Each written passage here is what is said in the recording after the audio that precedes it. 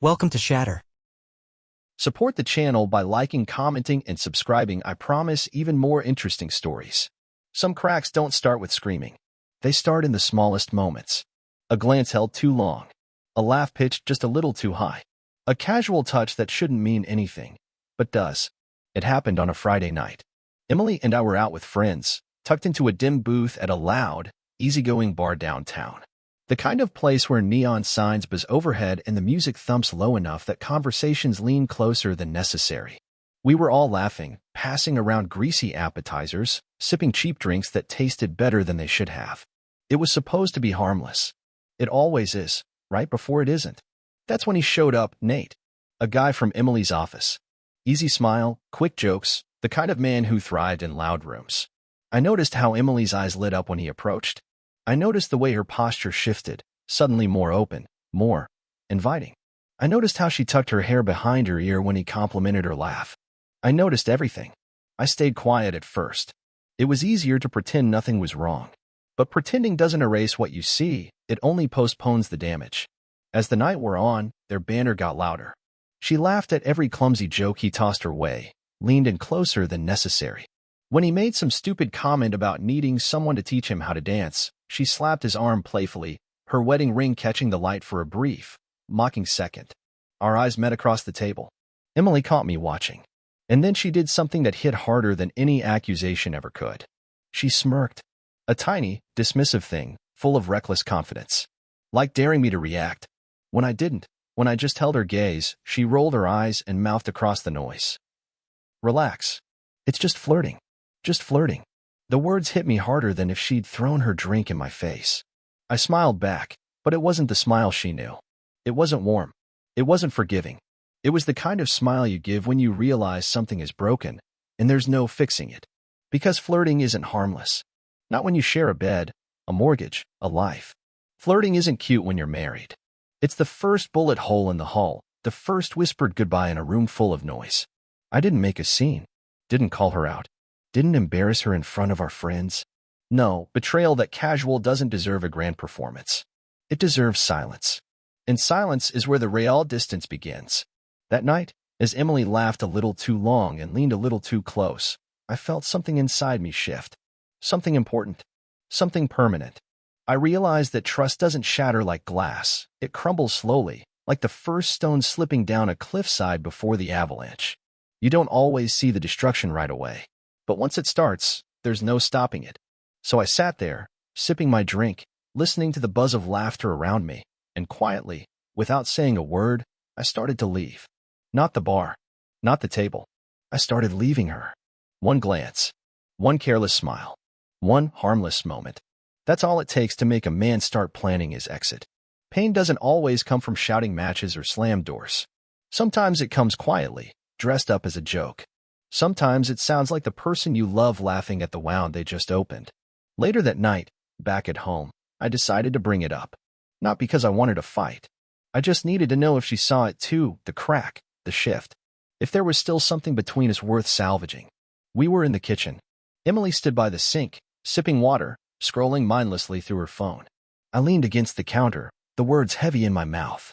You were different tonight, I said carefully. She didn't even look up. Different how? She asked, casual, detached. I swallowed hard. With Nate. The way you were with him. It felt off.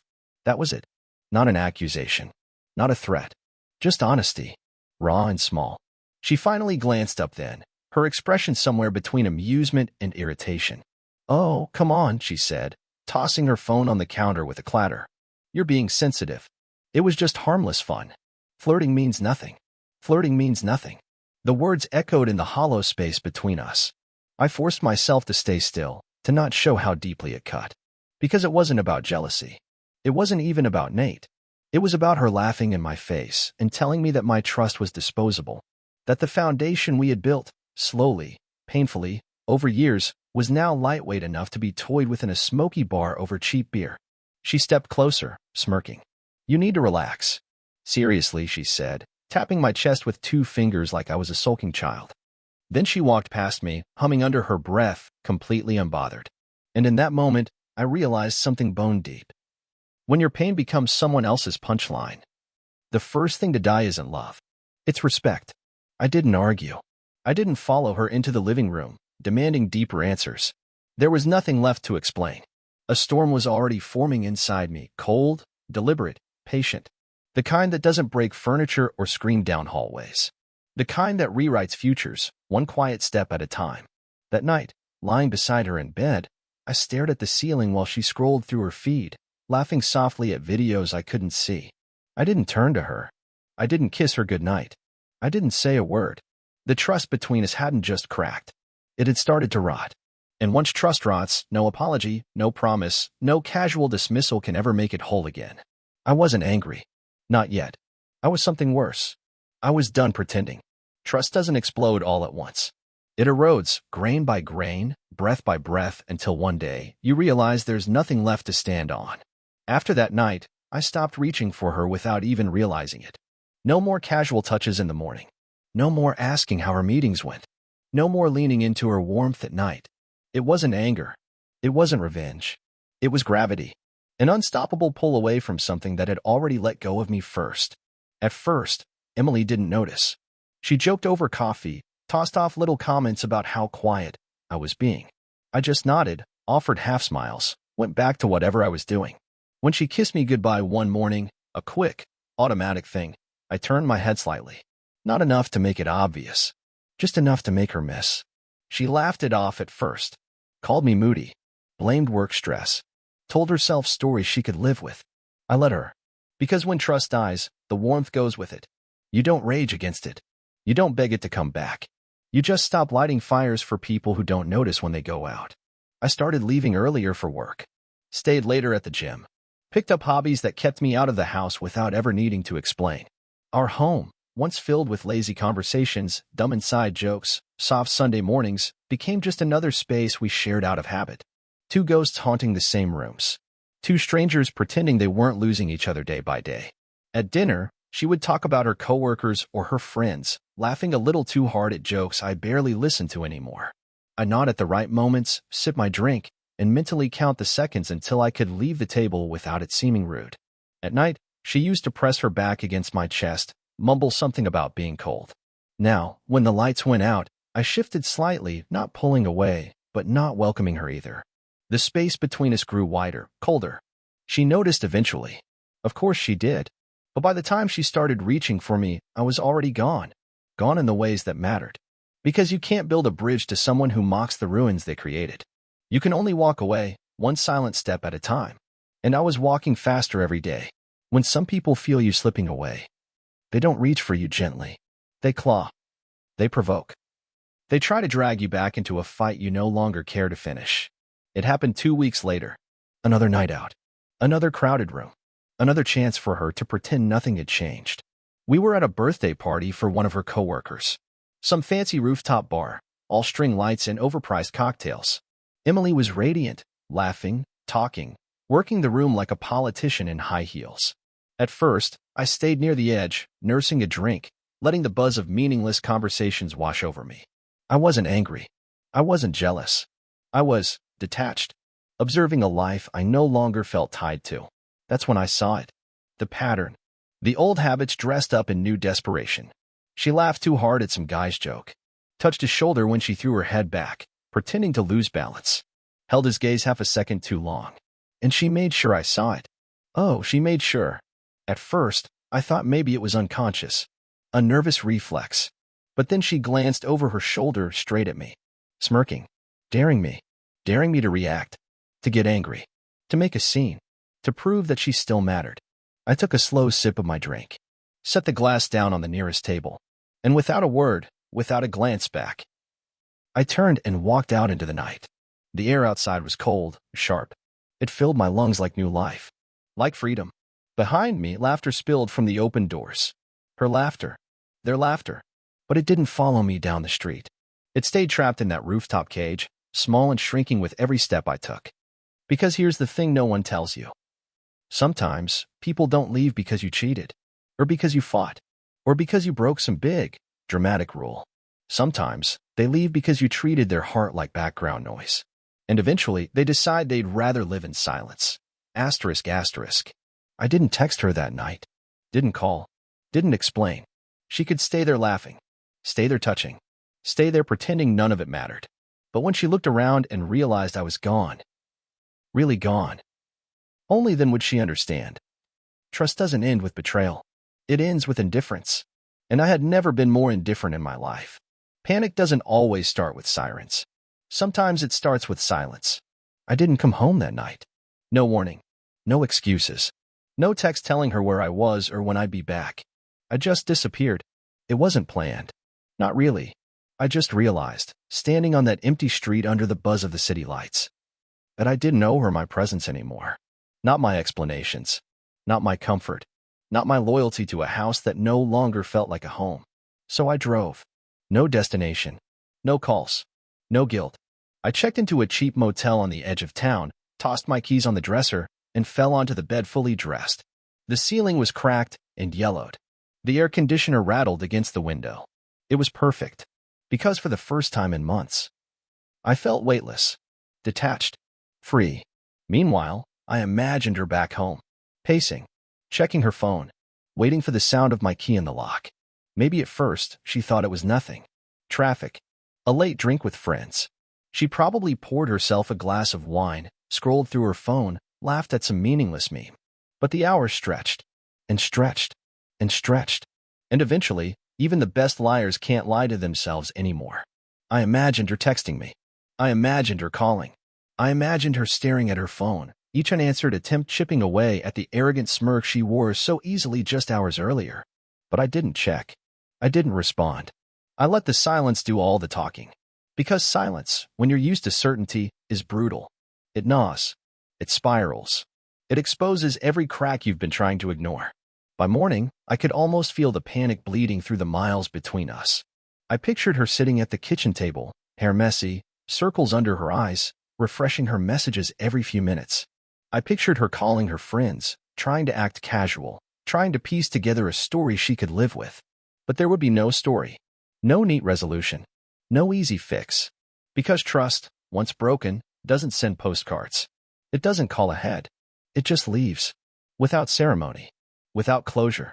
And that night, in a crumbling motel on the outskirts of nowhere, I left. Not just the house. Not just the party. But the life we had built together. And she didn't even hear the door close. When someone realizes they've lost you, the first thing they reach for isn't love. It's control. The morning after I disappeared, my phone lit up with messages. At first, casual. Hey, everything okay? Where are you? Then, an edge of worry. Can you call me, please? At least let me know you're safe. I didn't respond. I didn't even open them. I just watched the notifications pile up like junk mail. Unread. Unwanted. By noon, the calls started. One after another, until the screen was just her name. Flashing like a broken warning light I refused to fix. I spent the day walking nowhere. Through crowded streets and empty parks, blending into the noise and silence. Breathing easier with every step. I didn't hate her. Hate requires too much energy. What I felt was colder. Cleaner. Freedom carved in ice. That night, as I sat alone in a diner nursing a coffee I didn't even want, she called again. I let it ring. And ring. And ring. Finally, I picked up. Not to talk. Not to comfort. Just to listen. Her voice was shaky, too bright, too forced. Hey. I've been trying to reach you all day. Are you okay? I let a long pause stretch between us. Then I said, I'm busy. We'll talk later. I hung up before she could respond. Short. Cold. Final. Because once you stop being someone's safe place, you owe them nothing. Not your time. Not your explanations. Not your forgiveness. When I finally came home the next evening, she was waiting. Sitting on the couch, arms wrapped around herself, like she wasn't sure if she should be angry or afraid. Her eyes were red. Her makeup smudged. Her voice small. Where were you? I shrugged, dropping my keys into the bowl by the door like nothing was wrong. Out. She blinked, stunned by the simplicity of it. No apologies. No drama. Just distance so thick she could choke on it. I was worried, she said, her voice cracking slightly. I nodded once. Noted. Then I walked past her, up the stairs, into the bedroom, and closed the door behind me with a soft, final click. That door wasn't just wood and hinges. It was a line she could no longer cross. Because once you show someone how little their promises mean, You don't get to be surprised when they show you how little your panic matters. She thought flirting was harmless. She thought breaking trust was a game. She was about to find out what it feels like when the person you're trying to win back isn't playing anymore. Some battles don't end in screaming. Some end in silence, so heavy it feels like the closing of a tomb. It didn't take long for the pressure to break her. People like Emily, they don't thrive in uncertainty. They need attention, validation, control. Without it, they wither. It happened 3 nights after I returned. I was in the kitchen, casually flipping through a mail stack, pretending not to notice the way she hovered nearby. Fidgeting, breathing too loud. Finally, she snapped. "You're just going to ignore me forever?" she shouted, her voice breaking against the quiet walls. I looked up slowly, like she was a noise in the distance, barely worth noticing. I didn't flinch. I didn't raise my voice. Instead, I said calmly, "What exactly do you want me to fight for?" That stopped her cold. Mid-breath. Mid-tantrum. She blinked, stunned, like she hadn't prepared for this version of me. The version who didn't chase, who didn't plead, who didn't care. Her hands curled into fists at her sides. "I made a mistake," she spat. "It wasn't serious. It didn't mean anything." Mistake. A word so small for a wound so deep. I leaned back against the counter, folding my arms. "You didn't make a mistake," I said, voice low, even. "You made a choice." Repeatedly. She opened her mouth, maybe to deny it, maybe to cry, but I didn't give her the space. I just kept talking. Soft. Icy. And now, I'm making mine. The truth hung between us, heavier than any insult or accusation. Because here's the thing nobody tells you. Love doesn't end with a bang. It ends when the begging stops. When the pleading dies. When silence wins. She realized it too late. Saw it in my eyes. Heard it in the stillness of the room. This wasn't a punishment. It wasn't revenge. It was over. Quietly. Completely. She stepped forward, desperate. Reached for my hand. I stepped back without thinking. A small motion, but it shattered her. The air collapsed between us. Heavy. Final. "I can fix this," she whispered, tears sliding down her face. I smiled. Not kindly. Not cruelly. Just, final. "No, you can't." I turned and walked out of the kitchen, leaving her standing there, surrounded by the wreckage she never thought she'd have to live in.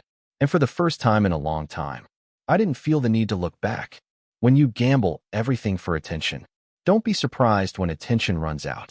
It didn't happen dramatically. There was no screaming match, no tearful betrayal, just a slow fade, a natural decay. I wasn't spying. I wasn't stalking. But when you live with someone long enough, you feel the shifts before you see them. Emily grew, restless, distracted, checking her phone every few minutes, waiting for a message that wasn't coming. I noticed the way she hovered near the windows in the evening, hoping for a call, a visit, a lifeline from the man she thought would save her from the silence she created. But Nate, her so-called harmless flirtation, was nowhere to be found. At first, there were a few texts. Short, delayed, then fewer, then nothing. I watched her wilt day by day. The energy she once spent flirting and laughing now spent pacing and second-guessing, waiting for a man who never really wanted to stay. Because people who thrive on attention don't thrive on consequences. They chase the high, the game, the thrill. But when the fantasy collides with reality, when the stakes turn into real-world messes like broken marriages and ruined lives, they vanish. And Nate? He vanished. No more late-night texts. No more secret smiles. No more adrenaline rushes masked as harmless fun. He moved on, probably to another easy laugh, another careless smile. Meanwhile, Emily was left with the wreckage. The silence. The realization that the man she risked everything for wouldn't even answer her calls. I didn't gloat. I didn't say, "I told you so." I didn't have to. Because the worst kind of punishment isn't rage. It isn't public shaming. It's standing in the ruins you created, calling out for someone, and realizing no one's coming back. Not the man you flirted with. Not the husband you betrayed. No one. She thought freedom meant endless choices. Endless admirers. Endless chances to feel adored. But freedom without loyalty, without trust, without love, is just another word for loneliness. And she was drowning in it now. Exactly where she had laughed herself into. Losing a man doesn't always break you. Sometimes it's losing the audience that shatters everything. At first, Emily tried to pretend. tried to stitch her life back together with shallow smiles and forced laughs. She hosted a few brunches, invited her girlfriends over, tried to drown the silence in cheap wine and louder conversations. But cracks don't heal under paint. They spread.